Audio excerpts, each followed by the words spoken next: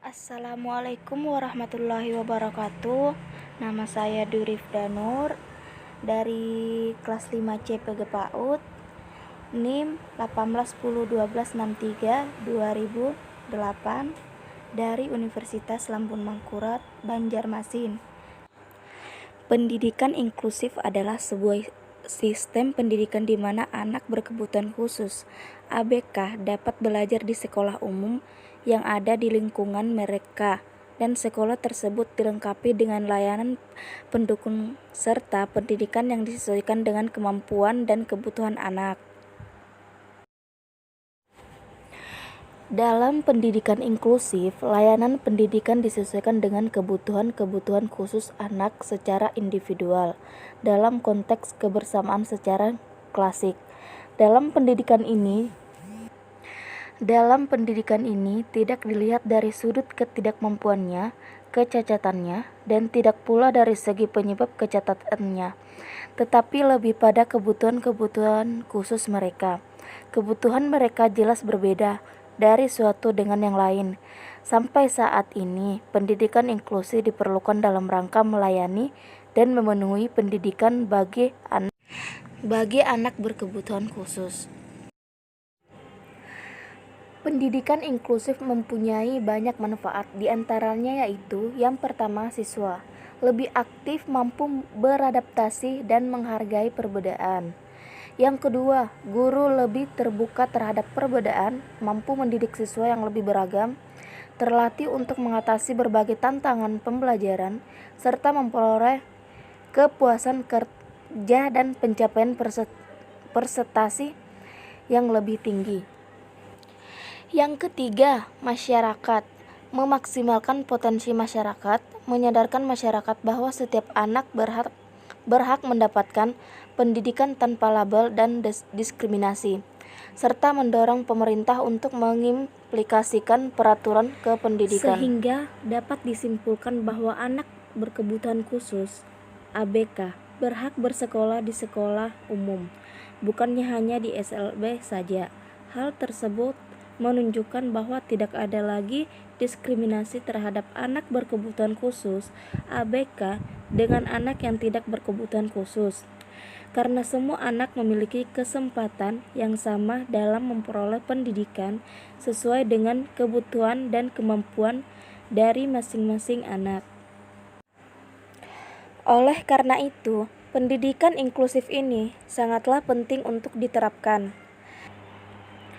Dengan adanya pendidikan inklusif dapat memberi peluang dan membuka kesempatan untuk anak berkebutuhan khusus (ABK) memperoleh pendidikan tanpa adanya perlakuan diskriminatif. Pendidikan inklusif ini merupakan sarana belajar yang cocok untuk semua anak dalam hal adaptasi dan sosialisasi, sehingga dapat menjadikan wadah yang wajib antar anak untuk bersosialisasi dengan keanekaragaman yang ada. Pendidikan inklusif ini juga dapat memberikan pemahaman kepada anak yang tidak berkebutuhan khusus agar dapat menerima, mengerti, dan memahami antar perbedaan satu dengan yang lainnya. Dengan kata lain, anak didik tersebut diajarkan bagaimana cara bersikap toleransi dan menerima keanekaragaman yang ada, sehingga dapat hidup berdampingan dengan baik tanpa adanya perbedaan diskriminatif, sehingga dari pihak lembaga pendidikan pun harus selalu melakukan evaluasi terhadap sistem yang sudah diterapkan agar sesuai dengan kebutuhan anak didik, serta harus menyediakan sarana dan prasarana yang dapat mendukung perkembangan anak berkebutuhan khusus agar anak tersebut tetap dapat belajar secara optimal. Dalam KBBI, istilah pendidikan inklusi merujuk pada kata benda, sedangkan pendidikan inklusif sebagai kata sifat. Kedua istilah ini menggambarkan pendidikan yang memiliki atau mengandung nilai-nilai inklusif. Pendidikan inklusif ini adalah sistem layanan pendidikan yang mengatur agar difabel dapat dilayani di sekolah terdekat, di kelas reguler bersama-sama teman seusianya, tanpa harus dikhususkan kelasnya. Siswa dapat belajar bersama dengan aksesibilitas yang mendukung untuk semua siswa tanpa terkecuali difabel. Alasan penerapan pendidikan inklusif di Indonesia. Yang pertama, semua anak mempunyai hak yang sama untuk tidak didiskriminasikan dan memperoleh pendidikannya yang bermutu. Yang kedua, semua anak mempunyai kemampuan untuk mengikuti pelajaran tanpa melihat kelainan dan kecatatannya. Yang ketiga, perbedaan merupakan penguat dalam meningkatkan mutu pembelajaran bagi semua anak. Yang keempat, sekolah dan guru mempunyai kemampuan untuk belajar merespon dari kebutuhan pembelajaran yang berbeda. Sejarah pendidikan inklusif.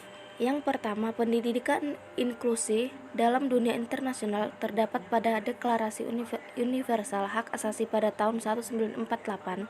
Gagasan tersebut mengenai Education for All (EFA). Yang kedua, dunia internasional kemudian mengadakan konferensi yang secara khusus membahas pendidikan berkebutuhan khusus untuk pertama kalinya di Salamanca pada tahun 1994 dan yang kedua diadakan di Dakar pada tahun 2000. Yang ketiga, upaya-upaya tidak lanjut bagi pendidikan kebutuhan khusus hingga sekarang diamanatkan kepada UNESCO. Selanjutnya, ciri-ciri pendidikan inklusif. Yang pertama, siswa yang berusia sama duduk dalam kelas yang sama. Yang kedua, siswa saling bekerja sama dengan sesamanya. Yang ketiga, siswa merasa kelas sebagai milik bersama. Yang keempat, siswa belajar mengembangkan sikap toleransi. Yang kelima, siswa belajar mengembangkan sikap empati. Yang keenam, guru menerima perbedaan siswa. Yang ketujuh, guru mendorong terjadinya interaksi promotif antar siswa. Yang kedelapan, guru menjadikan sekolah menarik bagi siswa. Yang kesembilan, guru fleksibel dan kreatif. Selanjutnya yaitu model pembelajaran. Model pembelajaran pendidikan inklusi pada dasarnya ada. Yang pertama, model inklusi penuh, yaitu model ini menyertakan peserta didik berkebutuhan khusus untuk menerima pembelajaran individual. Yang kedua, model inklusi parsial, mengikut sertakan peserta didik berkebutuhan khusus dalam sebagian pembelajaran yang berlangsung di kelas reguler dan sebagian lagi dalam kelas-kelas full out dengan bantuan guru pendamping khusus. Selanjutnya yaitu landasan hukum dan landasan konseptual pendidikan inklusif di Indonesia. Yang pertama, Deklarasi Hak Asasi Manusia dalam tahun 1948. Yang kedua, Konvensi Hak Anak pada tahun 1989. Yang ketiga, Konferensi Dunia tentang Pendidikan untuk Semua pada tahun 1990. Yang keempat, Persamaan Kesempatan bagi Orang Berkelainan pada tahun 1993. Yang kelima, Pernyataan Salamanca tentang Pendidikan Inklusi 1994. Yang keenam, Komitmen Dasar Mengenai Pendidikan untuk Semua tahun 2000.